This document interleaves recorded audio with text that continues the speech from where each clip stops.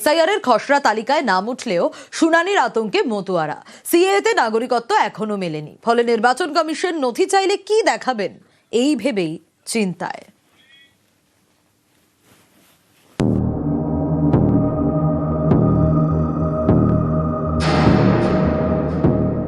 শান্তনু ঠাকুর বলছিল যে সম্মতি ভোট থাকবে, আমরা আমাদের গ্রামবাসী সবই আমরা আশঙ্কা আছি, আতঙ্কে আছেন। হ্যাঁ। এসআইআরের খসড়া তালিকায় বাদ গিয়েছে ৫৮ লক্ষ ভোটারের নাম। নির্বাচন কমিশন জানিয়েছে খতিয়ে দেখা হচ্ছে আরো ১.৫ কোটি ভোটারের তথ্য। এই পরিস্থিতিতে আতঙ্কের দিন কাটছে মতুয়াদের।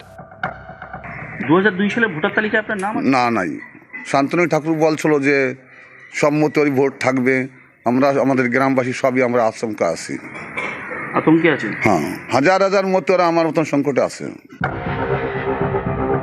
বাংলাদেশ থেকে ভারতে এসেছেন মতুয়াদের অনেকেই এদেশে এসেছেন ২০০২ সালের পরে।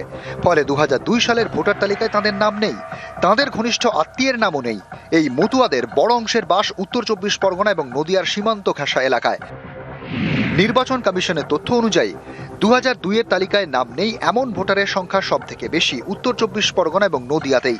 উত্তর ২৪ পরগনার গাইঘাটায় ২০০২ এর তালিকার সঙ্গে ম্যাপিং হয়নি ১৫% ভোটারের, বাগদায় ১৩%, বনগাঁ উত্তরে ১১%, বনগাঁ দক্ষিণে ১১%। একইভাবে নদিয়ার চাকদায় ম্যাপিং হয়নি ১২%, আর রানাঘাটে ১১%। এই রানাঘাটের মধ্যে পড়ে ৩ বিধানসভা কেন্দ্র: রানাঘাট উত্তর পশ্চিম, রানাঘাট উত্তর পূর্ব এবং রানাঘাট দক্ষিণ। ২০২১ সালে এই ৮টি বিধানসভা কেন্দ্রেই জয়ী হয় বিজেপি। পশ্চিমবঙ্গে এর আগে এসআইআর হয় ২০০২ সালে। কমিশনের তথ্য অনুযায়ী গত ২৩ বছরে সব থেকে বেশি ভোটার বেড়েছে সীমান্তবর্তী ২ জেলায়, উত্তর দিনাজপুর এবং মালদা। কিন্তু এসআইআর প্রক্রিয়ায় ২০০২ এর তালিকার সঙ্গে বংশ পরিচয় মেলাতে পারেন এমন ভোটারের তালিকায় শীর্ষে অন্য ২ জেলা উত্তর ২৪ পরগনা এবং নদিয়া, এবং এই ২ জেলাতেই মতুয়া ভোট বড় ফ্যাক্টর। যে মতুয়া ভোট এ রাজ্যে বিজেপির অন্যতম বড় ভরসা, সেই মতুয়াদের অনেকেই এখন এসআইআর এর শুনানি নিয়ে আতঙ্কে, যা নিয়ে শুরু হয়েছে রাজনৈতিক চর্চা। ২০০২ সালের পরে যাদের ভোটার লিস্টে নাম, তার 90% হচ্ছে আমার মতো সমাজের লোক। এবং সেটাকে শান্তনু ঠাকুর কি বললো, রোহিঙ্গা মতুয়ারা সেটা বোঝেনি, এখন সেটাকেও বুঝতে পেরেছে মতুয়ারা, যে শান্তনু ঠাকুর তাদেরকে ঠকিয়েছে, মোদী তাদের ঠকিয়েছে, অমিত শাহ ঠকিয়েছে। আতঙ্কে তো ভুগছে, এটা সত্যি। আমরাও টেনশনে আছি যে এদের এই লোকগুলোরে কি করে বাঁচাবো। যে নামগুলো বাদ পড়েছে, আমার মনে হয় 90-র উপরে চলে যাবে আমাদের এই মতো সমাজের লোকদের। এটা ভয়াবহ পরিস্থিতি। কোথায় কাগজ দেবে? কাগজ নেই তো, আন্দোলন করা ছাড়া কোনো উপায় নেই। এসআইআর এর প্রক্রিয়াতেই চলবে।